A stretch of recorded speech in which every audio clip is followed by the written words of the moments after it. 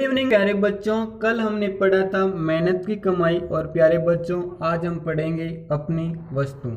प्यारे बच्चों, कल आपने मेहनत की कमाई वीडियो को काफ़ी ज़्यादा लाइक किया, काफ़ी ज़्यादा शेयर किया और काफ़ी लोगों ने हमारे चैनल को सब्सक्राइब किया।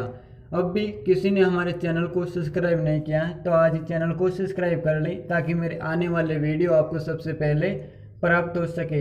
प्यारे बच्चों, ये कहानी है दो भाइयों की जिनमें ज़मीन को लेकर झगड़ा हो जाता है और एक संत जी आते हैं और एक संत जी किस प्रकार उस झगड़े को शांत करके दोनों भाइयों में मेल मिलाप या उनके क्रोध को भी शांत करते हैं और दोनों भाइयों को लड़ाई झगड़े के दूर करके उन दोनों भाइयों को आपस में मिलाते हैं। बहुत ही शानदार कहानी है प्यारे बच्चों, शुरू करते हैं।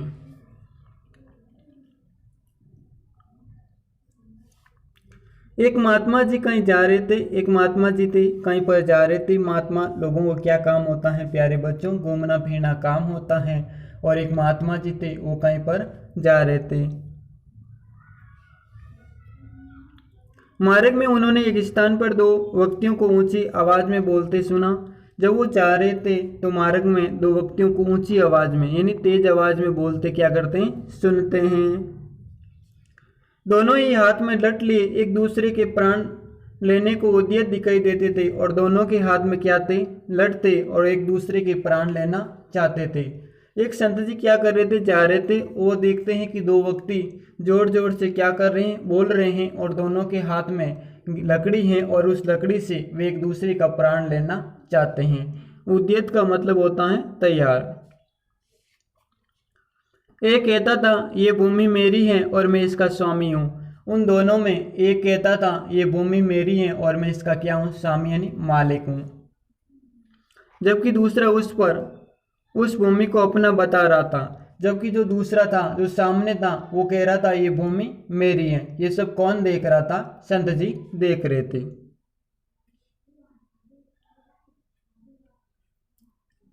उस भूमि पर अपना अपना स्वामित्व जतलाने के लिए दोनों ही क्रोध से लाल पीले हो रहे थे, अपने पक्ष में दलीलें दे रहे थे और दोनों को बहुत ज़्यादा गुस्सा आया हुआ था और दोनों ही अपने अपने पक्ष में तर्क दे रहे थे कि ये भूमि मेरी है और ये भूमि मेरी है। ये सब बातें कौन सुन रहे थे प्यारे बच्चों? एक संत जी सुन रहे थे।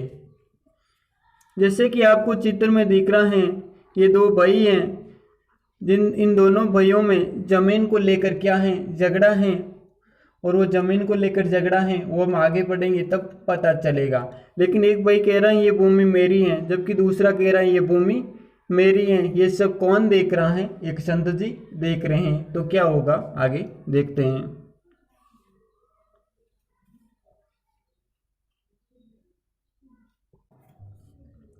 संत महात्मा तो स्वभाव से ही दयालु एवं परोपकारी होते हैं। संत महात्मा कैसे होते हैं? एक तो दयालु होते हैं और दूसरे कैसे होते हैं? परोपकारी होते हैं। परोपकारी का मतलब होता है दूसरों पर उपकार करने वाले। सदैव सबका भला ही चाहते हैं और संत महात्मा क्या चाहते हैं? सबका भला चाहते हैं। ये संत महात्मा की क्या है? विशेषता है। उन्होंने मन ही मन विचार किया कि ये दोनों लड़ाई झगड़ा करके व्यर्थ ही अपने प्राण गंवाने पर तुले हुए। संत महात्मा ने क्या सोचा कि ये बिना व्यर्थ का मतलब होता बिना कारण, ये बिना कारण ही एक दूसरे के प्राण लेना क्यों चाहते हैं? अतएव इसलिए उन्हें समझा बुझाकर शांत करने और इनका आपस में समझौता कराने का प्रयास करना चाहिए।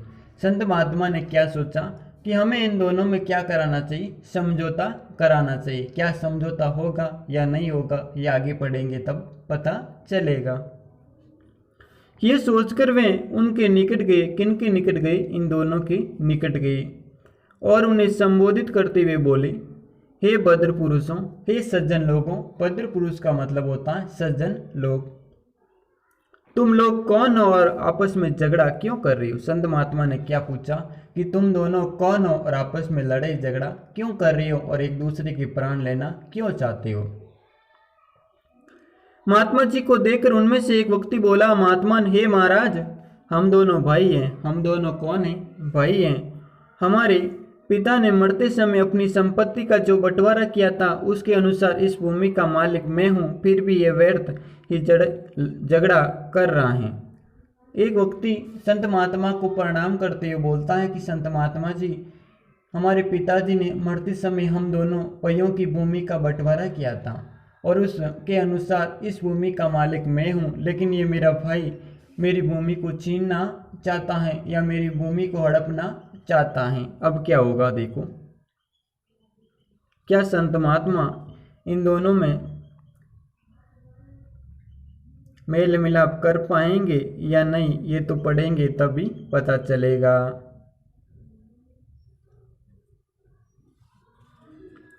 दूसरा व्यक्ति तत्काल चिल्ला उठा जब पहला व्यक्ति ने कहा कि संत महात्मा, हमारे पिताजी ने मृत्यु के समय इस भूमि को मुझे दिया था। ये सुनते ही दूसरा व्यक्ति क्या करता है, चिल्ला उठता है और क्या कहता, महाराज ये बिल्कुल झूठ बोल रहा है। ये व्यक्ति क्या कर रहा है, झूठ बोल रहा है। ये भूमि इनके भाग में नहीं बल्कि मेरे भाग में आती है। ये भूमि मेरे भाग में आती है, मेरे भाई के भाग में नहीं आती है। इसलिए इसका असली मालिक मैं हूँ। इसलिए इसका असली मालिक कौन हूँ, मैं हूँ। ये झूठ मूठ इसे अपनी बतलाकर और मुझे डरा धमका कर इसे हड़पना चाहता है। अब क्या हुआ, दोनों ही व्यक्ति अपने अपने पक्ष में तर्क दे रहे हैं और संत जी को बता रहे हैं कि संत जी, ये भूमि हमारे पिताजी ने मरते समय हम दोनों भाइयों में बांटी थी, हमारी भूमि को बांटी थी, जिसके अनुसार जो ये भूमि है ये भूमि मेरी है, जबकि दूसरा बोल रहा है ये मेरी है। अब क्या होगा, ये भूमि किसकी है, ये तो आगे पढ़ेंगे तभी हमें पता चलेगा। जैसा कि आपको चित्र में दिख रहा है, ये कौन है, संत जी हैं, दयालु हैं, परोपकारी हैं, सबका भला चाहने वाले हैं। और ये क्या है, एक भाई है और ये क्या है, दूसरा भाई है। इन दोनों भाइयों में लड़ाई झगड़ा किसका है, जमीन का है। और ये संत जी आते हैं, संत जी को ये सब कहानी क्या कर रहे हैं, सुना रहे हैं कि किस प्रकार हमारा झगड़ा हुआ है, किस कारण हमारा झगड़ा हुआ है और किस कारण हम एक दूसरे के प्राण लेना चाहते हैं। आगे पढ़ते हैं क्या होता है।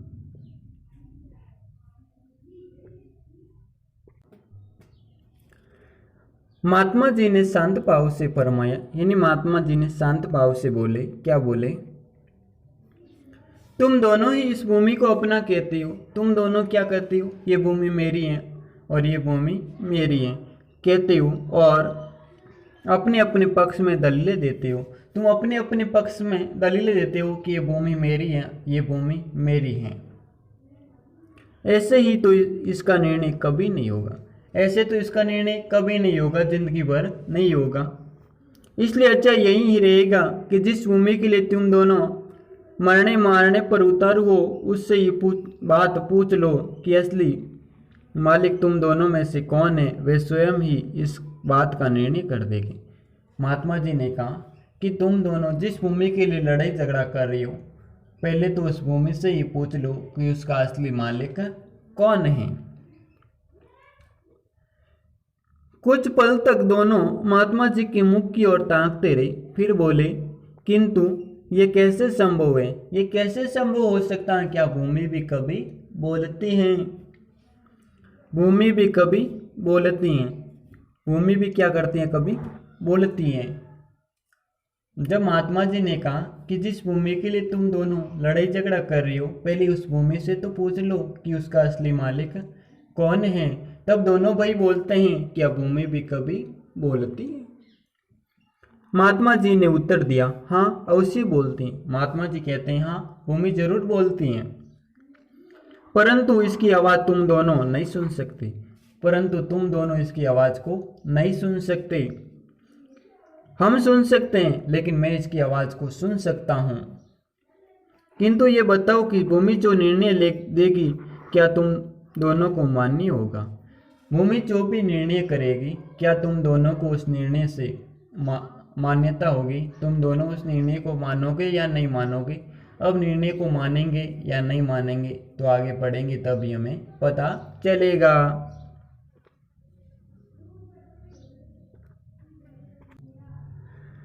दोनों भाई इस बात पर राजी हो गए। दोनों भाई क्या हो गए, इस बात पर राजी हो गए कि भूमि जो भी निर्णय करेगी वो निर्णय हम दोनों को क्या होगा, मान्य होगा। तब महात्मा जी बोले, तब महाराज बोलते हैं, संत जी बोलते हैं, मुझे बहुत जोरों की भूख लग रही है। मुझे क्या लग रही है, बहुत तेज भूख लगी है, पहले मुझे भोजन कराओ। महात्मा जी ने कहा कि भूमि का निर्णय हम बाद में करेंगे, तुम दोनों को मान्य है, लेकिन पहले मुझे भूख लगी है, मेरे पेट की भूख को शांत कराओ। वे बोले, भूमि का निर्णय हो जाए फिर आपको डटकर खाना खिलाएंगे। दोनों भाई बोलते हैं कि पहले आप भूमि का निर्णय कर दीजिए, उसके बाद हम दोनों आपको भरपेट भोजन करवाएंगे।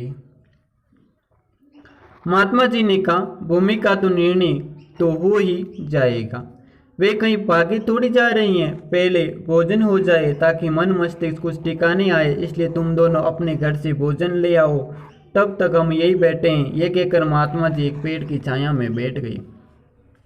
महात्मा जी ने दोनों भाइयों को कहा कि भूमि कहीं भागकर चली नहीं जाएगी, मुझे भूख लगी है, पहले मुझे भोजन कराओ।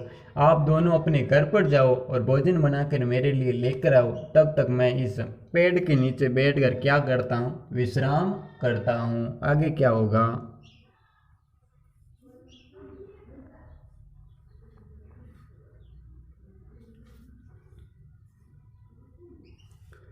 दोनों भाई घर गए और अपने अपने घर से भोजन बनाकर ले आए। दोनों भाई घर जाते हैं और अपने अपने घर से क्या लेकर आते हैं, भोजन बनाकर लेकर आते हैं। महात्मा जी ने उन दोनों को बैठ जाने को कहा। जब वो भोजन बनाकर लेकर आते हैं तब महात्मा जी उन दोनों को बैठने का आदेश देते हैं। तत्पश्चात नहीं, उसके बाद उन्होंने भोजन को 3 भाग किए। कितने भाग किए, भोजन को 3 भाग किए और दोनों भाइयों को भोजन करने का आदेश देकर स्वयं भी भोजन करने लगे। इस प्रकार ऊपर की सब बातचीत तथा भोजन आदि में लगभग 2 घंटे लग गए। महात्मा जी की इस समस्त कार्रवाई का उद्देश्य केवल ये था कि दोनों का क्रोध कुछ कम हो जाए ताकि उन्हें समझाया बुझाया जा सके, और हुआ भी यही। वे दोनों जब भोजन करके निवृत्त हुए तो काफी शांत थे। उन्होंने महात्मा जी के चरणों में विनय की, महाराज ये भूमि तो कुछ बोलेगी नहीं, इसलिए आप ही हमारा निर्णय कर दीजिए।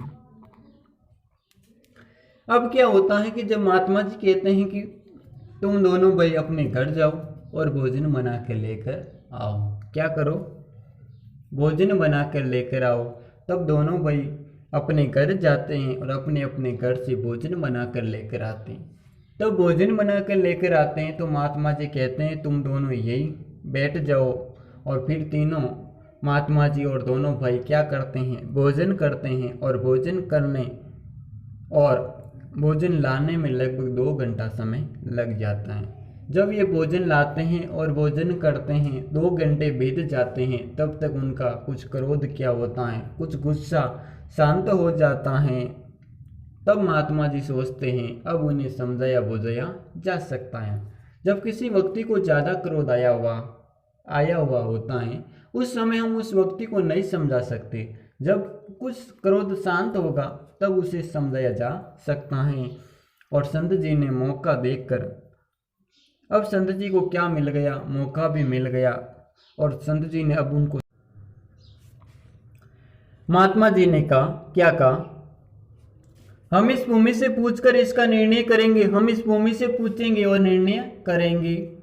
यह कहकर उन्होंने अपना कान भूमि के साथ लगाया। ये कहते हुए वो अपना कान भूमि पर लगाते हैं, मानो कुछ सुनने का प्रयत्न कर रहे हो, मानो ऐसा लग रहा है कि वो कुछ भूमि से सुनने का प्रयत्न कर रहे हैं। प्रयत्न का मतलब कोशिश कर रहे हैं। कुछ देर तक तो वे भूमि के साथ कान लगाए रही, फिर सीधे बैठ गए और गंभीर वाणी में बोले, ये भूमि तो कुछ ही और ही कह रही है, ये भूमि कुछ और बता रही है। महात्मा जी जब भूमि पर कान लगाकर सुनते हैं तो महात्मा जी उन दोनों भाइयों को बताते हैं ये भूमि तो कुछ और ही बता रही है। अब और क्या बता रही है ये तो आगे पढ़ेंगे तब पता चलेगा। दोनों भाई बोले, महाराज भूमि क्या कह रही है, ये भूमि क्या बता रही है, क्या और बता रही है, ये बताइए महाराज हमें। महात्मा जी ने कहा, ये भूमि कहती है कि ये दोनों व्यक्ति मेरे ऊपर अधिकार जमाने के लिए, अधिकार का मतलब हक जमाने के लिए झगड़ा कर रहे हैं। महात्मा जी ने कहा कि ये भूमि कह रही है कि ये दोनों बिना कारण ही मुझ पर हक अधिकार जमा रहे हैं, क्योंकि मैं इन दोनों में से किसी की नहीं हूँ। मैं इन दोनों में से किसी की नहीं हूँ। ये दोनों बिना कारण ही मुझ पर अधिकार जमा रहे हैं। हाँ, ये दोनों अवश्य मेरे हैं। ये दोनों कौन हैं? ये मेरे हैं। मैंने इनकी कई पीढ़ियों को पाला है और जाते हुए भी देखा। मैंने इनकी अनेक पीढ़ियों को पाला है और मरते हुए भी क्या है देखा है, आगे क्या होता है।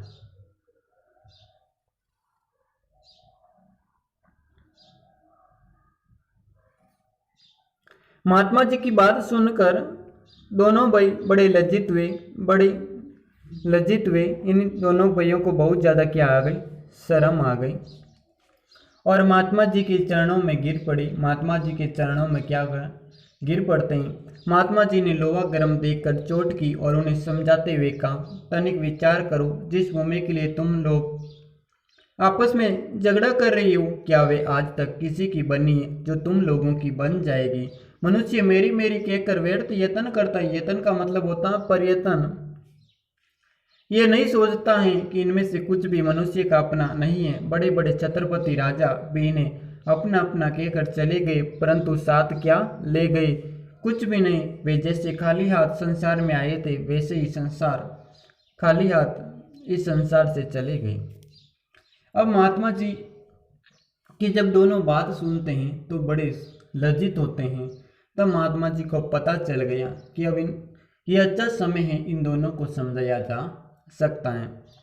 तब महात्मा जी कहते हैं कि जिस भूमि के लिए तुम दोनों लड़ाई झगड़ा कर रहे हो, क्या ये भूमि किसी की बनी है? जो बड़े बड़े राजा थे, सूरवीर थे, उन्होंने इस भूमि पर अधिकार किया था, अधिकार जताया था। वो भी क्या मरने के बाद अपने साथ इस भूमि को लेकर गए? नहीं लेकर गए। ये भूमि हमारा केवल क्या करती है? पालन पोषण करती है। ये किसी की नहीं है। हाँ, हमारा पालन पोषण करती है। हमारे कई पीढ़ियों को पाला है, हमें भी पाल रही है और हमारी पीढ़ियों को भी पालेगी। लेकिन ये इस पर हम जो अधिकार जमा रहे हैं, वो अधिकार क्या है? गलत है। इसलिए हमें आपस में लड़ाई झगड़ा भी नहीं करना चाहिए। तुम दोनों भाइयों को भी क्या नहीं करना चाहिए? लड़ाई झगड़ा नहीं करना चाहिए। तुम लोग भूमि के इस छोटे से टुकड़े के लिए झगड़ा करके अपने अनमोल, जिसका मोल नहीं हो, जीवन को नष्ट करने पर क्यों तुले हुए हो? महात्मा जी कहते हैं कि जो तुम्हारा जीवन है बहुत ही अनमोल है, मूल्यवान है। इस भूमि के छोटे से टुकड़े के लिए तुम दोनों अपने प्राण क्यों गंवाना चाहते हो? ये भूमि न तुम्हारी है और न तुम्हारी बनेगी। महात्मा जी ने कहा, ये न तो भूमि तुम्हारी है, न तुम्हारी कभी भी बनेगी। भूमि ही क्या, संसार के जितने भी पदार्थ हैं, धन संपत्ति मकान आदि है, इनमें से कुछ भी तुम्हारा नहीं है। अपनी वस्तु को केवल भजन भक्ति और तुम्हारे अच्छे कर्म में जो परलोक के संगी साथी हैं। परलोक के संगी साथी क्या है प्यारे बच्चों? आपसे पूछ सकते हैं। एक तो भजन भक्ति है, दूसरा अच्छे कर्म। यही हमारे संगी साथी कि हमारे मरने के बाद भी हमारे साथ चलते हैं। जो बाकी धन संपत्ति और मकान है वो यहीं पर रह जाता है। इसलिए अपना अपना हक नहीं जताना चाहिए कि ये भूमि मेरी है, ये मकान मेरा है, ऐसा नहीं कहना चाहिए। ये सब किसका है? ईश्वर का है। और ईश्वर ने हमें रहने के लिए मकान क्या है? दिया है। जो लोक परलोक के संगी साथी हैं, से सब कुछ यही रह जाता है। केवल हमारे साथ क्या जाता है? तुम जो भजन भक्ति करते हैं प्यारे बच्चों, वो हमारे मरने के बाद भी साथ जाता है। और जो हमारे अच्छे कर्म हैं, वो अच्छे कर्म हमारे साथ जाते हैं। अच्छे कर्म के अनुसार ही हम कहाँ पर जाते हैं? नरक या स्वर्ग में।